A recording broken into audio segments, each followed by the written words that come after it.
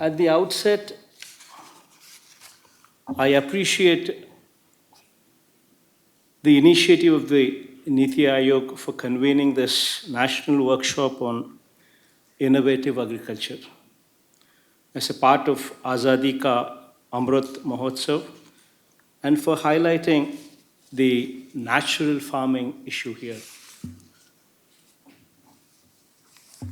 After the Green Revolution in the last few decades, there has been quantitative increase in the production of food grains.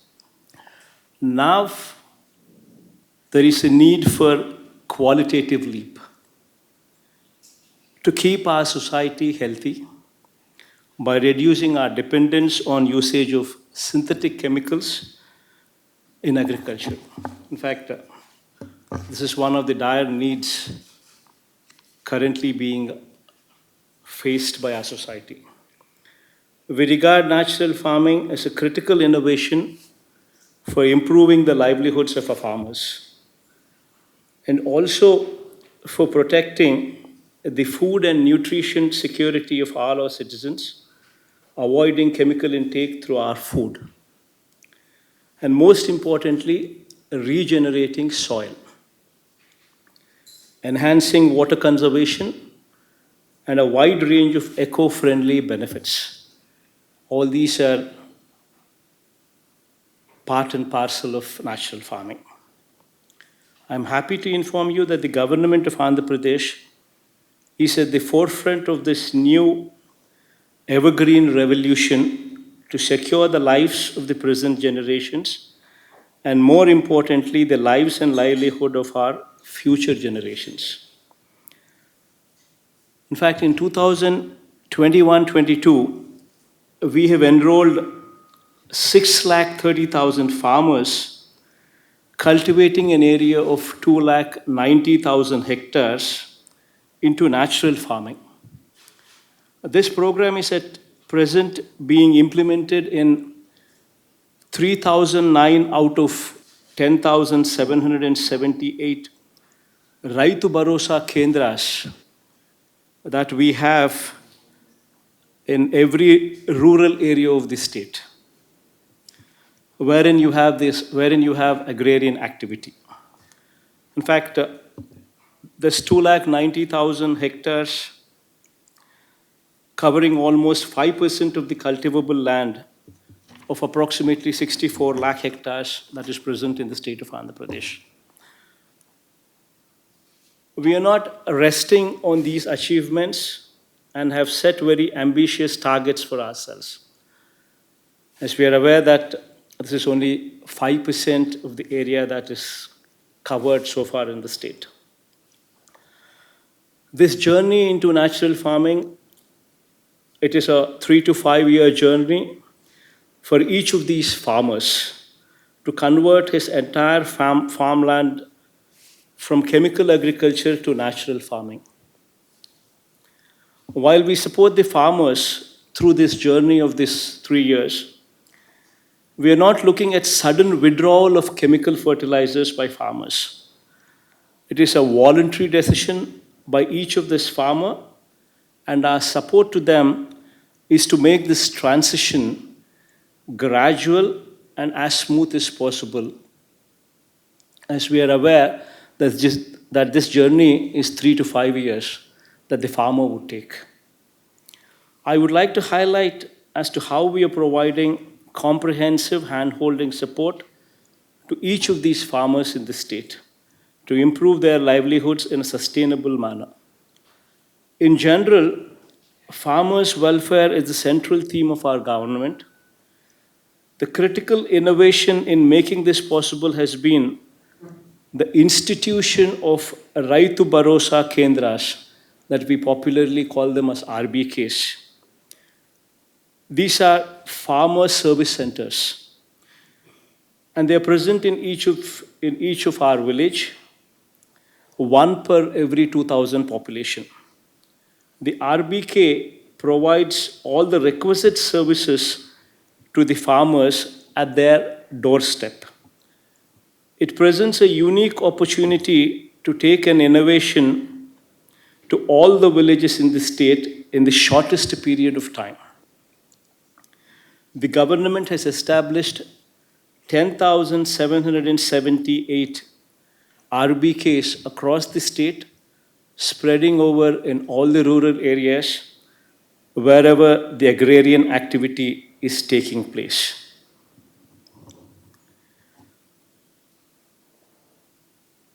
RBK is an integration of agri-input shop, including exclusive custom hiring center for natural farming inputs as well. This RBK also acts as a farmer knowledge center and also procurement center as well when the crop comes up for harvesting. They work as one-stop shop for all agriculture-related activities for the farmers in the state. That includes supply of quality inputs such as seeds, fertilizers, and pesticides, as well as natural farming inputs, so as to remove the spurious element from the society.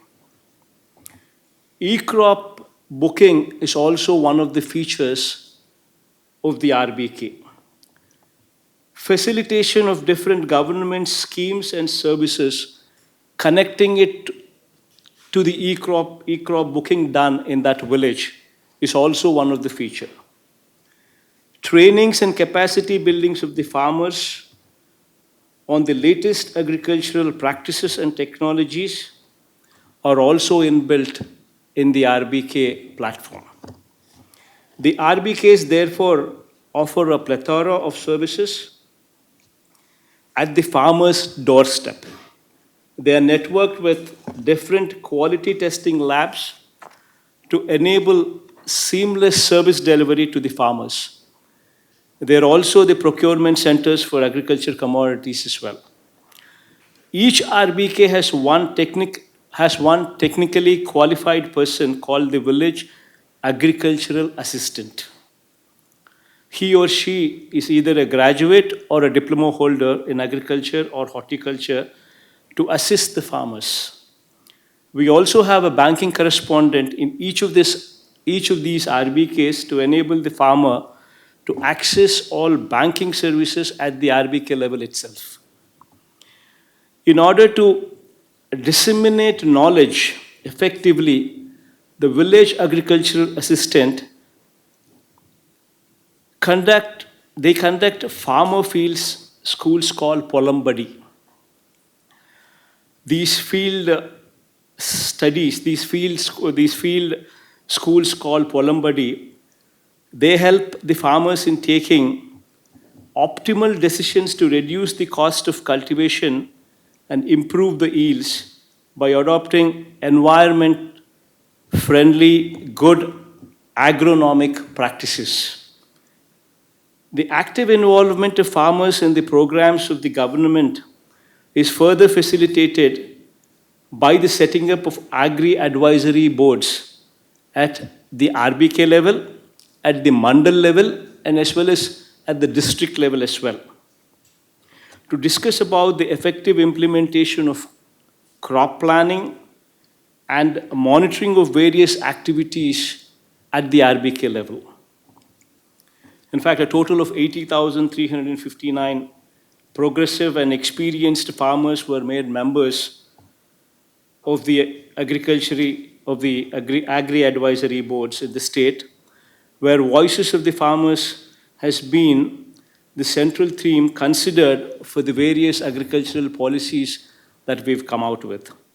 Another important service to the farmers through the RBKs is the Ecrop booking, as I had emphasized earlier, which is aimed to digitally register all the crops, varieties grown by the actual cultivators in all the land parcels for all the crop seasons in that particular village, more importantly.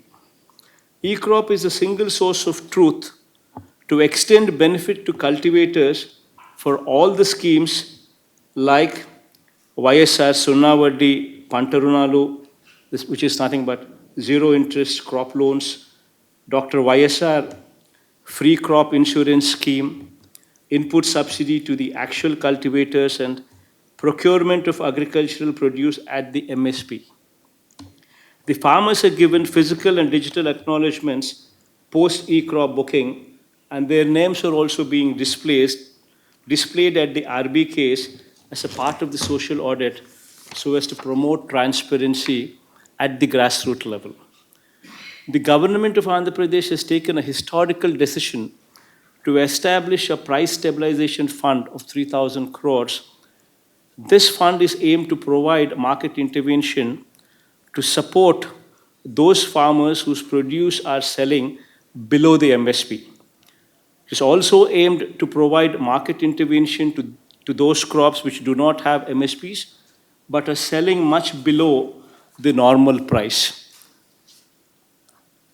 Considering the fact that we have 50% of the farmers owning less than half hectare in the state of Andhra Pradesh and 70% of the farmers owning less than 1 hectare in the state of Andhra Pradesh, our government has been hand-holding our farmers through YSR Raitu Bharosa / PM Kisan by providing financial assistance of rupees 13,500 rupees to every farmer to meet the input production costs, covering almost 50 to 80% of the production costs for almost 80% of the crops for these marginal farmers.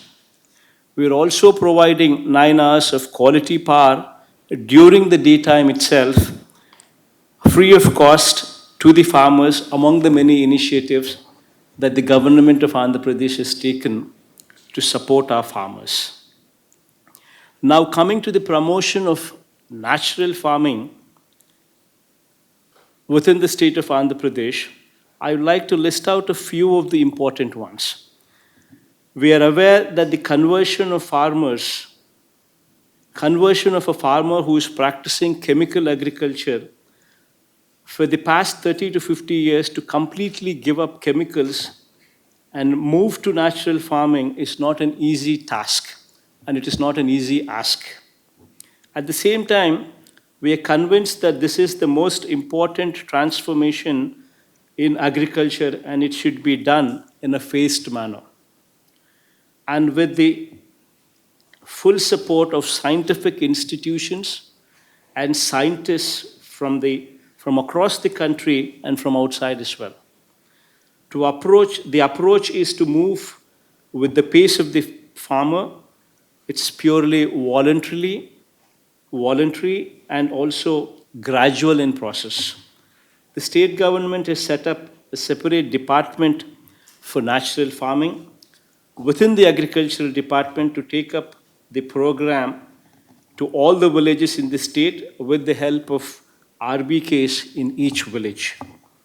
At the village level, to motivate the farmers to move to natural farming, which is facilitated through the RBKs, we have also positioned a community resource person who is a practicing farmer at the village to support the RBK, to support and motivate all the farmers within the RBK level who are willing to take up natural farming.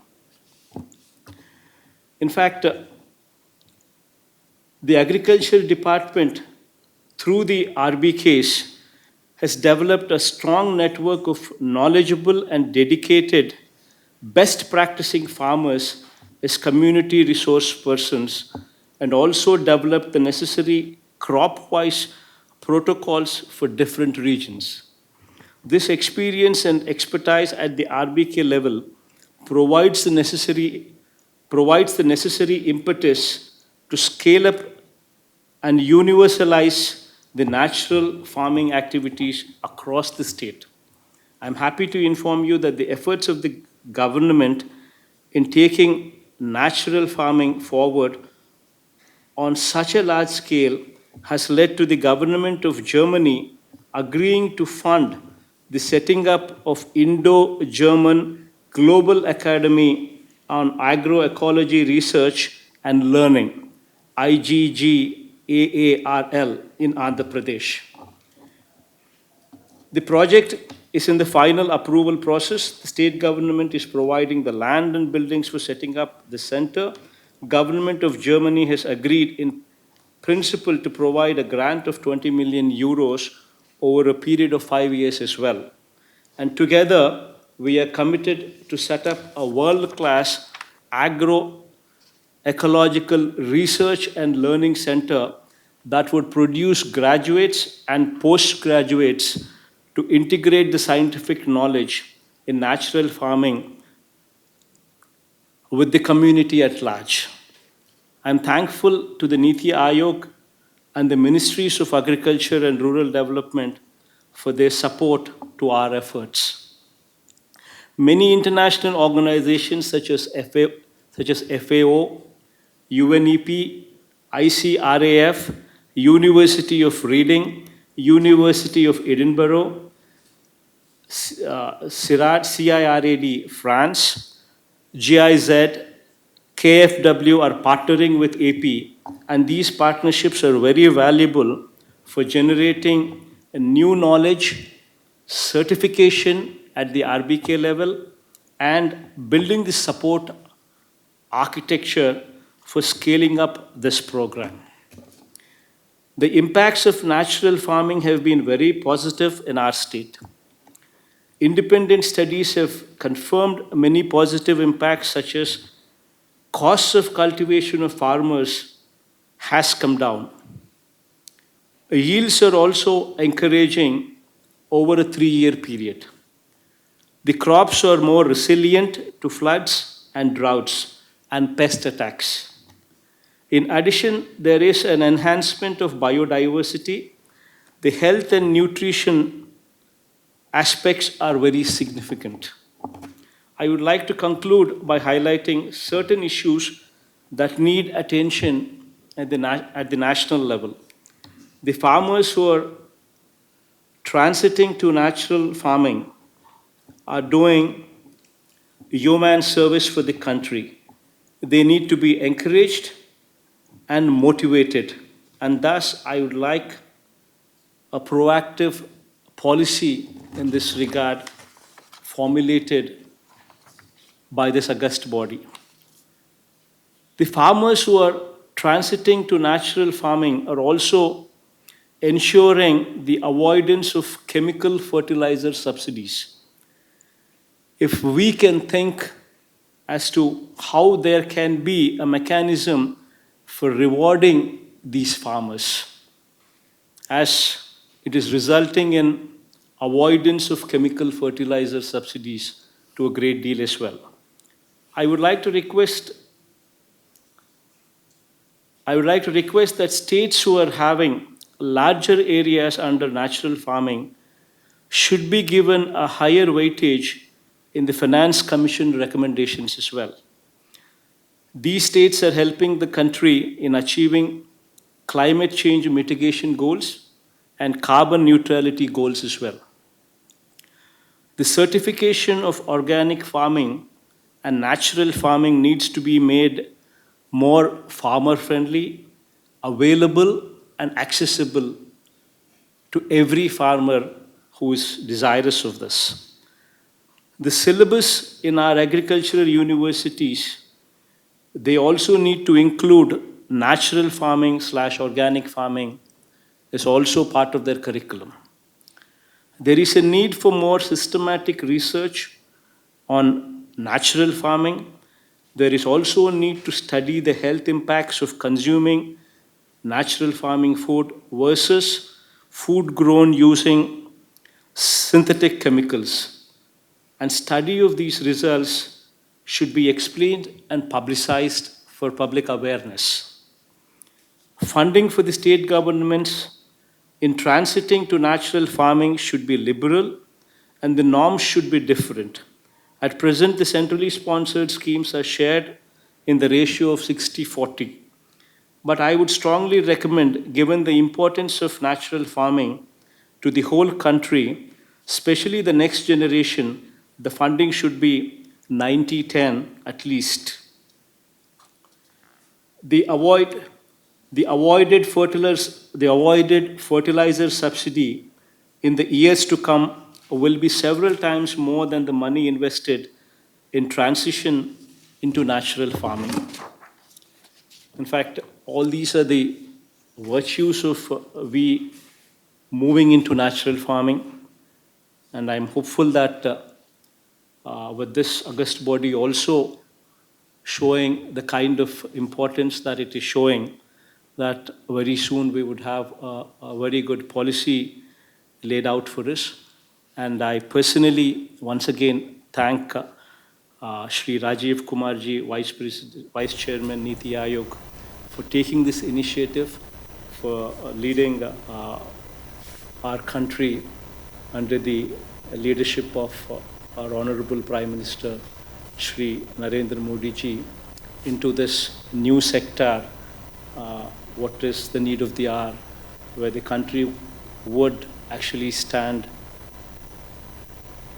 to be the pioneer for natural farming in the days to come. Thank you very much.